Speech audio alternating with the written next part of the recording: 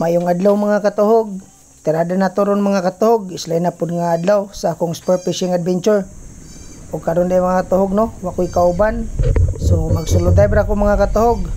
Karon day is kadlaw na mga katuhog, kadlaw sa Domingo no. So mo na mga katuhog, di jud ta mulimot sa tong pagampo sa atong pagpamana sa matag adlaw. Og dira mga katuhog, first class na ako mga katuhog no. Nakita ko dito o usa ka good size nga danggit diri sa Lusayan.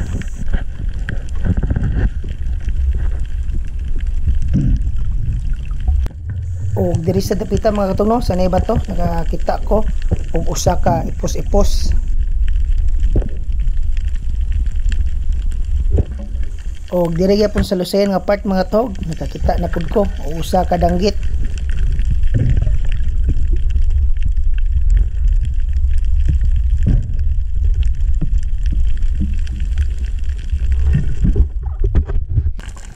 O diri sa bus nga part mga katuhog no, nakakita ko og usa ka saang or spider shell. O diri sad mga katuhog, nakatira sad ko og usa ka good size nga katambak nga naa sa ilawom sa bato.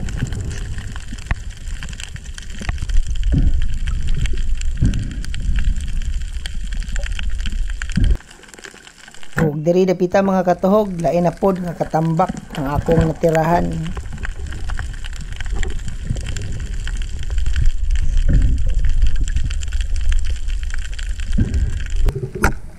O gari dapita mga katuhog, nakatira day ko o usa ka dako nga dali-dali or padpad diri sa amoa.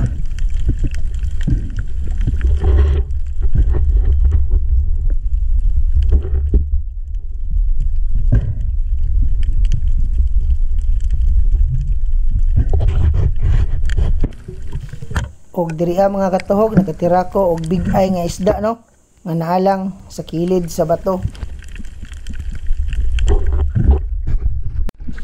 Og diri mga katuhog, paglili na ko sa bato no, nakita ko og isa ka maming or triple tail rush nga isda nga dako mga katuhog.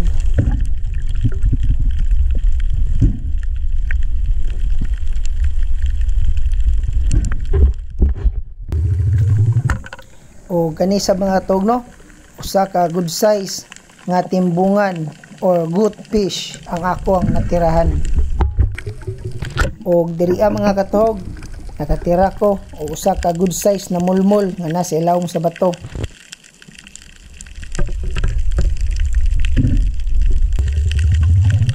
Another big eye nga isda mga katuhog ang akong natirahan nga hintago sa kilid sa bato. Og diri mga katuhog no, nakatira ko og usa ka ubod, good size na hinta siya ni mga katuhog. Kaso lang wala na to makuha no, nakabuhi siya kaya ang iyang igo nadaplis ra. O diri mga katuhog, mo ni hong last nga tira no before ko muli. Nakatira na po ko og usa ka dako nga dali-dali o padpad. Mao ni ang ako ikaduha nga dali-dali nga nakuha karong gabi una. Tomorrow. Mayong buntag mga katuhog, so nakauli na day ko mga katuhog no.